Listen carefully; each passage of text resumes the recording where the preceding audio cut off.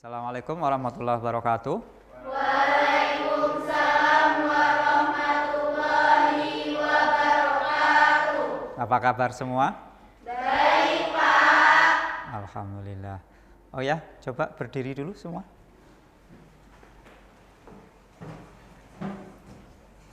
Oke, udah silakan duduk kembali. Udah rapi semua.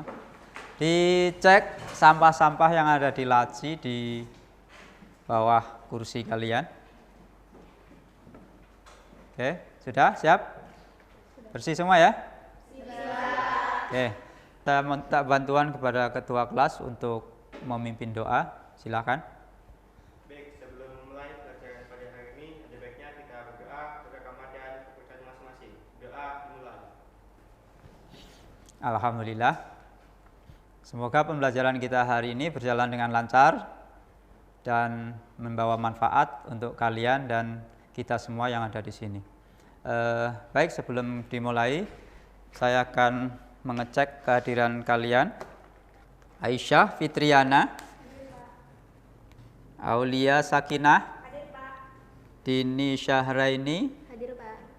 Della Setianingrum, Hadir, Pak. Eva Nur Safitri, Hadir, Pak. Fajar Putra Setiawan, Ferdi Juli Saputra, Ingrid Dwi Febrianti, Jessica Reva, Hadir, Pak. Laila Ali. Hadir, Pak. Oh, di depan. Oke, Meli Agustin, Nadila Mustika Rahayu, Hadir, Pak. Octavia Cynthia, Sari, Hadir, Pak. Selvia Mira Sari. Hadir, Pak. Oh, di belakang.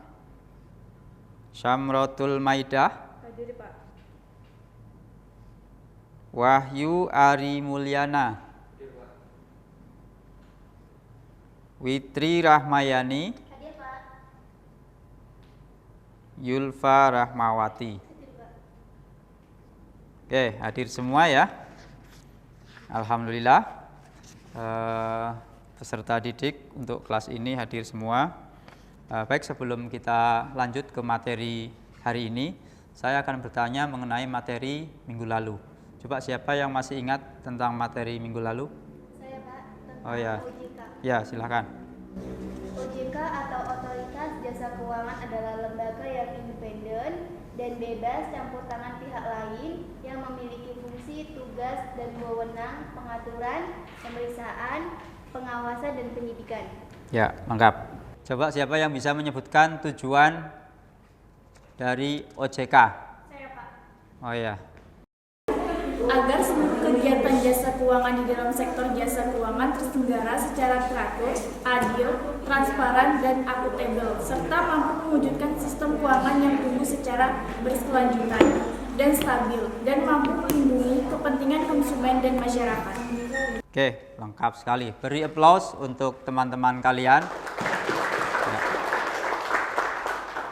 Dari paparan dua teman kalian tadi, sepertinya kalian sudah paham dengan materi sebelumnya bahwa OJK itu merupakan lembaga pengawas keuangan, ya, lembaga pengawas keuangan.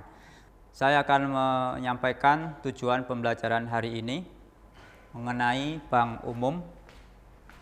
Oke, bisa dilihat di depan. Tujuan pembelajaran hari ini yaitu menganalisis peran bank umum dalam perekonomian.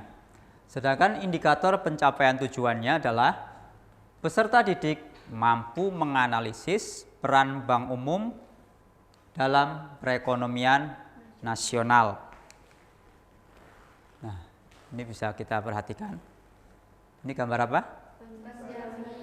Oke, yang ini? Bicara mengenai perbankan, ini mungkin sudah tidak asing lagi di telinga kalian. Lembaga perbankan di Indonesia bertujuan mendukung pelaksanaan pembangunan nasional dalam rangka meningkatkan pemerataan distribusi pendapatan nasional, pertumbuhan ekonomi, stabilitas perekonomian, menuju kesejahteraan rakyat. Ya. Nah, dari apa yang sudah saya sampaikan tadi, coba siapa yang sudah pernah ke bank? Saya, Pak. Oh ya, Aulia. Apa saja yang kamu ketahui tentang bank? Bank itu tempat untuk melakukan transaksi keuangan seperti menerima tabungan, memberikan kredit pinjaman, dan transfer uang, Pak. Beri aplaus untuk teman kalian.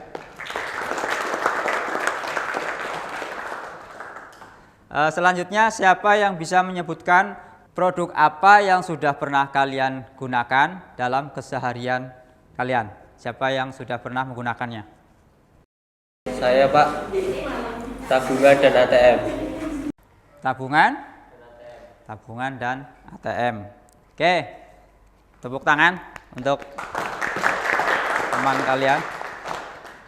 Jadi, apa yang telah disampaikan oleh teman-teman kalian itu merupakan contoh dari kegiatan bank. Sebenarnya masih banyak kegiatan-kegiatan bank yang lain seperti transfer, kemudian di sana ada pelayanan atau produknya itu safe deposit box, kemudian ada kartu, ya, bank card, ya. Bank card itu kartu, ada kartu kredit, kartu debit, dan yang terbaru e-money. Jadi pembayarannya non tunai. Nah, jadi sebenarnya apa peran bank umum dalam perekonomian? Ini yang akan kita bahas dalam pertemuan kali ini. Nanti kalian akan membahasnya dalam diskusi kelompok. Jadi setelah ini nanti kita akan bagi kelompok. Untuk kelompok 1, Ferdi, Juli, Saputra, kemudian Sari, Dini, Yulfa, dan Meli. Silakan bergabung dengan kelompoknya. Ini digeser mejanya sini. Kemudian kelompok 2. Kelompok 2 nanti duduknya di sebelah sini. Anggotanya Fajar Putra Setiawan, kemudian Selvia Mirasari, Nadila Mustika Rahayu, Aulia Sakinah, dan Dela Setianingrum. Silakan dirapatkan mejanya. Ya, kelompok 3. Witri Rahmayani, Jessica, Aisyah, Eva, kemudian Ingrid. Nah, sini dirapatkan ke sini. Ah ya, mejanya ke sini. Terakhir, kelompok 4. Nah, ini berarti sisanya. Silakan berkumpul di sini, dirapatkan ke sana aja, sana. Biar nggak terlalu dekat dengan kelompok 1. Oke, silakan duduk semua di tempatnya masing-masing. Setelah kalian berkumpul di kelompoknya masing-masing, mari kita simak video yang akan saya tampilkan di depan. Perbankan punya resep tersendiri untuk tetap bertahan di tengah pandemi saat tatanan normal baru mulai digaungkan. Resep untuk tetap sehat baik di kelolaan dana juga untuk kesehatan karyawan dan nasabahnya.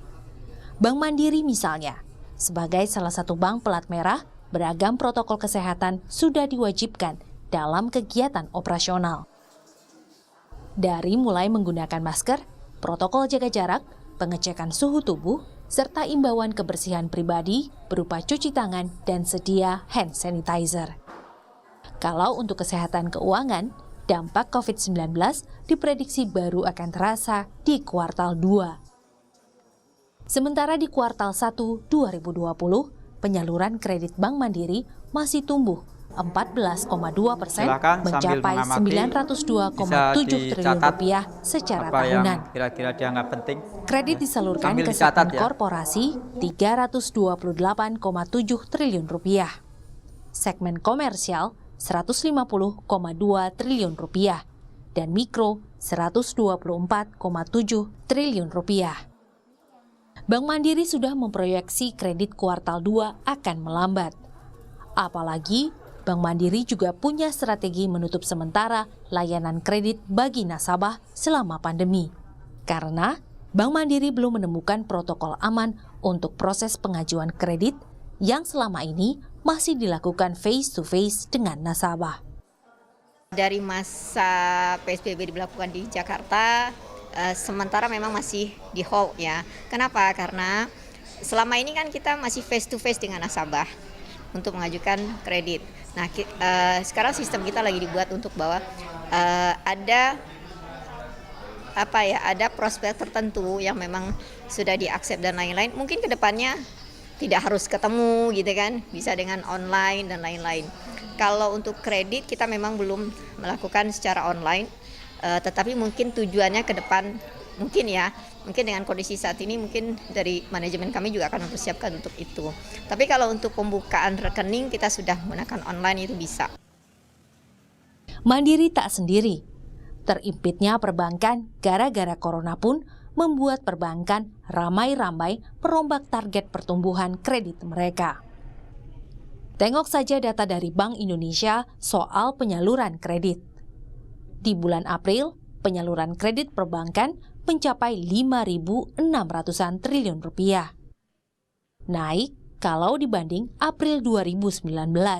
Tapi kalau dibanding bulan Maret 2020, turun 7,2%.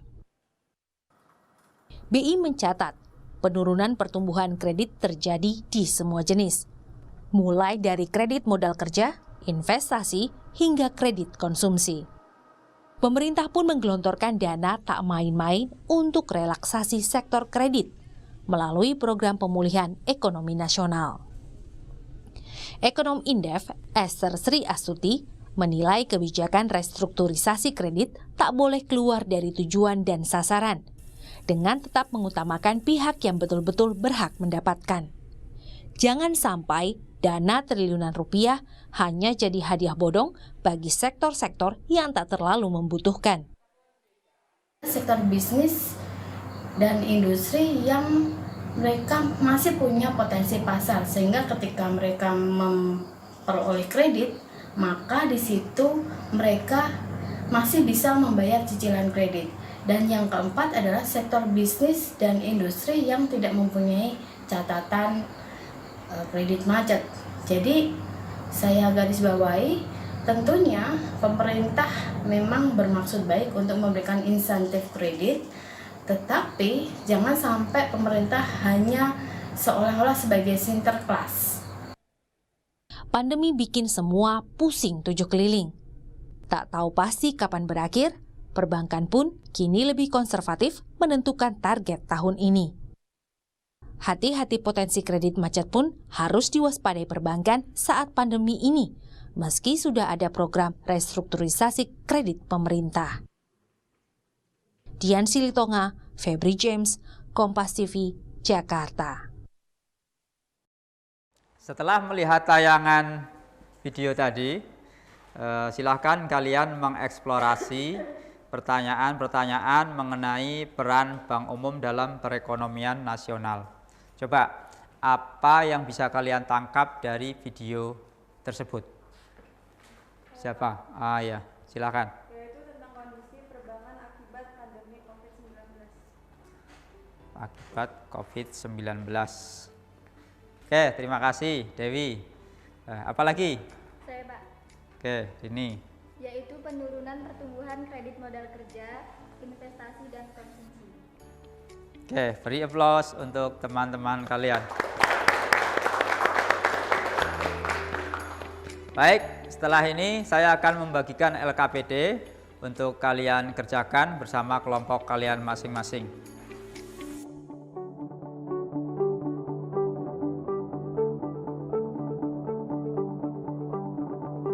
Silahkan kalian berdiskusi dengan kelompoknya masing-masing, cari sumber referensi dari internet, dari buku-buku yang ada di meja kalian.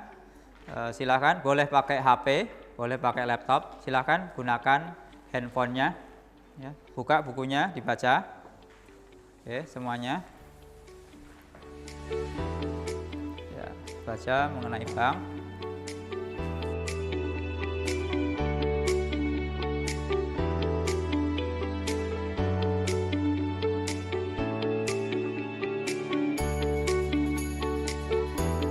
Kemudian hasil diskusi kalian nanti kalian salin ke PowerPoint untuk dipresentasikan di depan kelas. Silakan kalian berdiskusi dengan kelompoknya masing-masing untuk menguraikan topik kasus yang telah diberikan oleh saya sebelumnya. Kemudian nanti hasil diskusi kalian salin ke PowerPoint untuk ditampilkan di depan kelas. Silakan dikerjakan.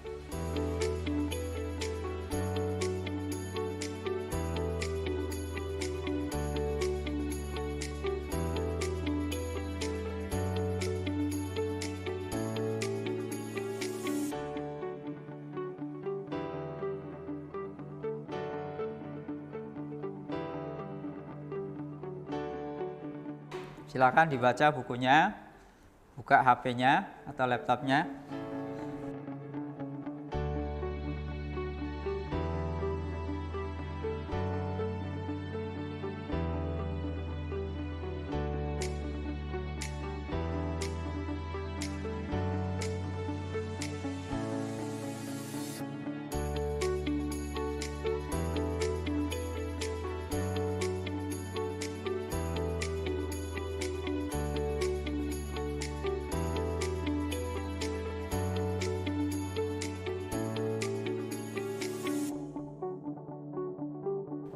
Oke, silahkan mencari referensi mengenai peran bank umum ya, untuk menyelesaikan kasus-kasus yang telah diberikan pada LKPD.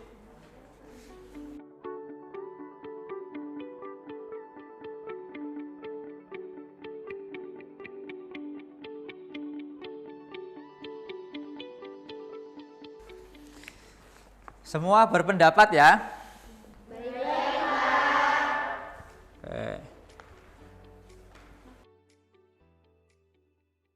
Semuanya berpendapat, kemudian sesuai dengan tugasnya masing-masing.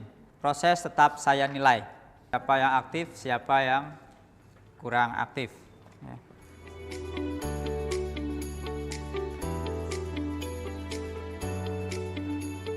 Coba kelompok 1 ada kesulitan. Sejauh ini belum ada, Pak.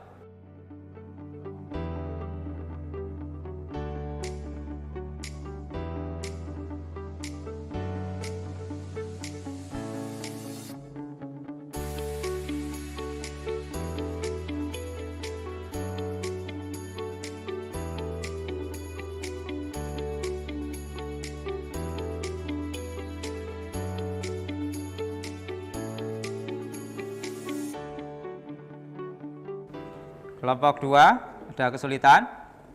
Ada Pak, kami masih bingung dengan pertanyaan-pertanyaan dari LKPD. Oke, coba kamu baca dulu pertanyaannya, kemudian kamu searching di internet ya mengenai hal-hal yang ada di LKPD itu. Coba ya. Makanya bukunya dibaca, kemudian searching di internet ya, supaya lebih banyak referensi kamu. Oke, jelas? Jelas Pak. Silakan dilanjutkan. Kelompok 3 ada kesulitan? Ada Pak, apakah hasil diskusi kami harus dibuat PPT Pak? Oh iya, ya, karena nanti kalian akan presentasi ke depan. Ya. Nanti kalian selesaikan dulu yang di sini, salin ke PowerPoint yang ada di laptop kamu.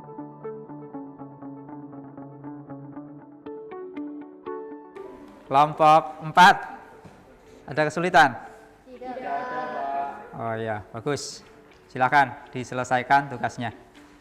Oke, buat PowerPoint-nya sebagus mungkin ya.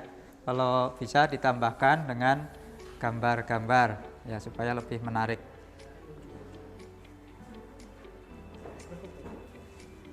Sudah selesai ya? Sudah, Pak. Oke. Yang lain sudah selesai semua? Oke, kalau sudah, saya minta nanti perwakilan dari kelompok 4 untuk mempresentasikan hasilnya di depan. Silahkan kepada kelompok 4 untuk mempresentasikan hasil diskusinya. Baik, Pak. Oke,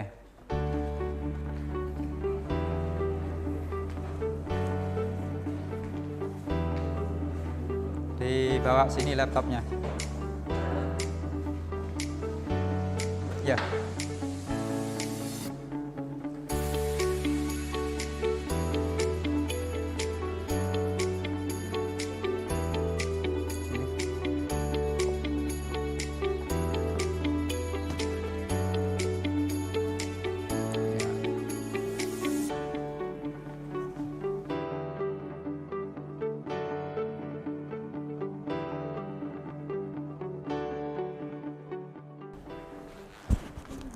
Ya, silakan kelompok 4. Silakan kelompok 4 untuk memulai presentasinya.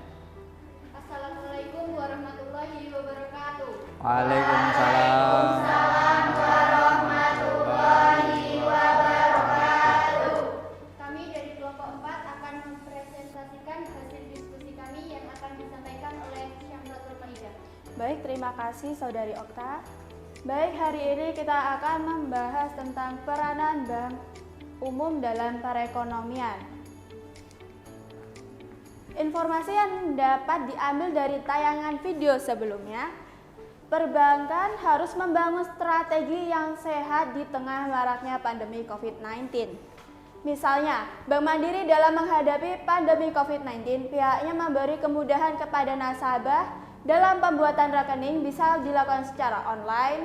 Selain itu, penyaluran kredit juga mengalami kenaikan sebesar 4,9%. Kalau dibanding April 2019 tapi kalau dibandingkan tahun 2020 turun 7,2%. BI mencatat penurunan pertumbuhan kredit terjadi di semua jenis mulai dari kredit modal kerja, investasi hingga kredit konsumsi. Pemerintah pun menggelontorkan dana tak main-main untuk relaksasi sektor kredit melalui program pemulihan ekonomi nasional. Permasalahan apa yang bisa Anda simpulkan setelah mengamati video tersebut? Dapat disimpulkan, pandemi COVID-19 memberikan dampak yang buruk bagi perekonomian rakyat sehingga dalam hal ini sektor perbankan harus mengalami dampaknya secara langsung. Di antaranya kekhawatiran akan terjadi kredit rakyat yang macet.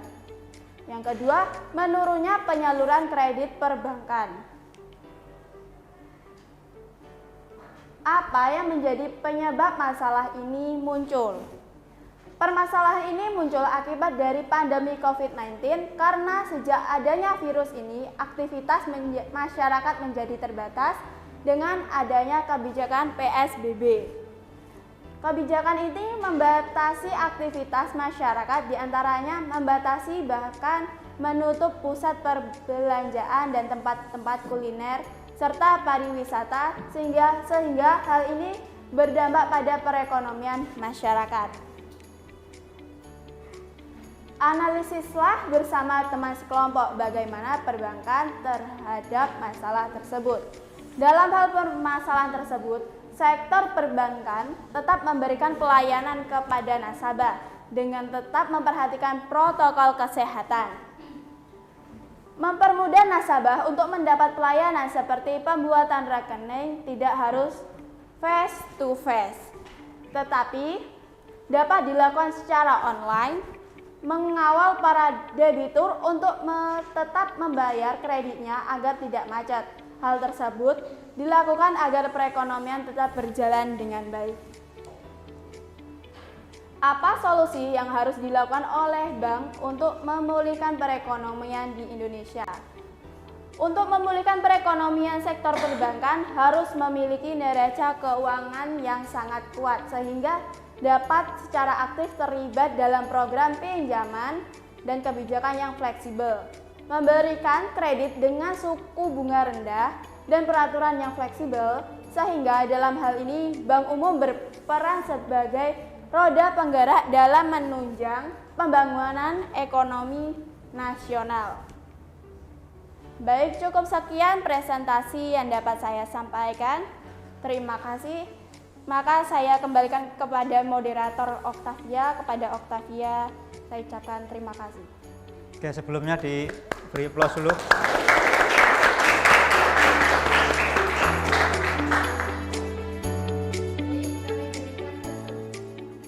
Baik, kami berikan kesempatan kepada kelompok lain untuk memberikan tanggapan. Silahkan. Saya Witri Rahmayani dari kelompok 3 akan mengajukan pertanyaan kepada kelompok 4. Apa solusi yang harus diberikan oleh bank untuk mengatasi kekhawatiran adanya kredit macet di masa pandemi ini? Terima kasih. Pertanyaan Witri akan dijawab oleh Laila Ali. Baik, terima kasih. Jadi, solusi yang bisa diberikan oleh bank untuk mengatasi kekhawatiran adanya kredit macet di masa pandemi ini adalah dengan memperpanjang masa angsuran sehingga cicilan bisa lebih ringan. Selanjutnya, untuk memberikan kredit baru maupun take over, perbankan tetap memberikan kredit dengan mengutamakan pihak yang betul-betul berhak mendapatkannya, misalnya sektor bisnis dan industri yang masih punya potensi pasar. Sektor bisnis dan industri yang tidak mempunyai catatan kredit macet sehingga ketika mereka memperoleh kredit maka masih bisa membayar cicilan. Beri aplaus untuk teman kalian. Bagaimana Saudari Witri? Apakah bisa diterima? Iya, jelas sekali. Terima kasih. Masih ada yang ingin ditanya? Saya Rahmawati dari kelompok 1 akan bertanya kepada kelompok 4. Terkait yang telah dijelaskan oleh Laila, saya ingin mengetahui lebih jelas sebenarnya apa peran Bank Umum dalam perekonomian nasional. Baik, terima kasih. Pertanyaan Yulfa akan dijawab oleh Dewi. Terima kasih. Seperti yang sudah dijelaskan oleh teman kami, Laila, bahwa pada masa pandemi perbankan tetap memberikan kredit kepada nasabah dengan memperhatikan ketentuan dan syaratnya dengan alasan banyak sektor yang harus dijaga agar tetap bisa dikontribusikan menunjang pertumbuhan dan pembangunan ekonomi. Dengan demikian, bank berperan sebagai roda bergerak membangun ekonomi dan stabilitas nasional. Apakah masih ada yang ingin bertanya? Ya. Sekian presentasi dari kami. Terima kasih tanggapannya. Mohon maaf atas kekurangannya. Kami akhiri. Wassalamualaikum warahmatullahi wabarakatuh. Waalaikumsalam warahmatullahi wabarakatuh.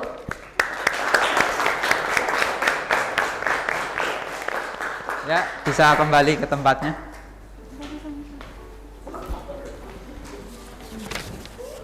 Oke, terima kasih kepada kelompok 4 yang telah mempresentasikan hasil diskusinya. Saya akan bertanya mengenai pembelajaran kita hari ini. Bagaimana dengan pembelajaran kita hari ini? Pembelajaran hari ini sangat menyenangkan. Dengan metode seperti ini, kami lebih mudah memahami materi peran Bank Umum.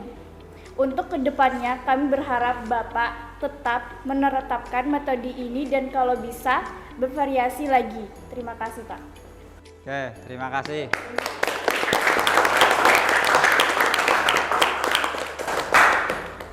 Oke, setelah kita mendengarkan pemaparan dari kelompok 4, kemudian tanggapan dari teman kalian. Jadi benar sekali yang disampaikan oleh teman kalian tadi, bahwa Bank Umum mempunyai peranan yang cukup penting dalam negara kita sebagai pendorong peningkatan pemerataan pertumbuhan ekonomi serta stabilitas ekonomi nasional.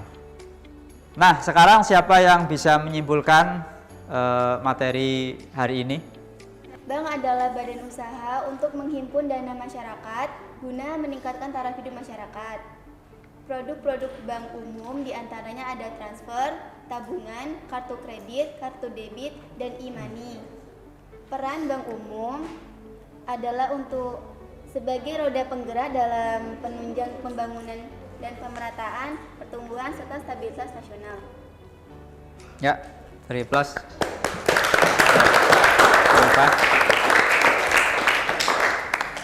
Alhamdulillah, materi pembelajaran hari ini telah kita selesaikan bersama. Untuk pertemuan selanjutnya mengenai Bank Perkreditan Rakyat, silakan kalian cari referensinya di rumah ya, bisa melalui buku, internet maupun sumber-sumber yang lainnya. Nah, setelah ini saya akan membagikan post-test untuk kalian kerjakan di rumah.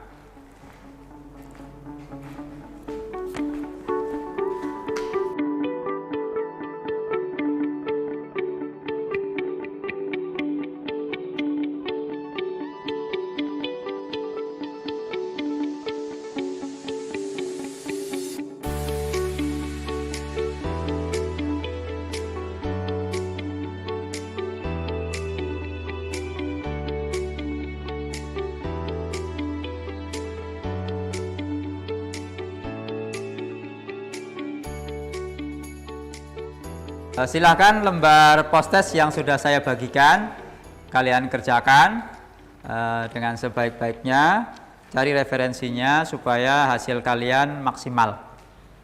Oke, untuk mengakhiri pembelajaran hari ini, mari kita sama-sama mengucap syukur kehadirat Allah Subhanahu wa taala dengan mengucapkan hamdalah bersama-sama. Alhamdulillahirabbil alamin. Lebih kurang saya mohon maaf. Saya akhiri. Wassalamualaikum warahmatullahi wabarakatuh. Waalaikumsalam warahmatullahi wabarakatuh.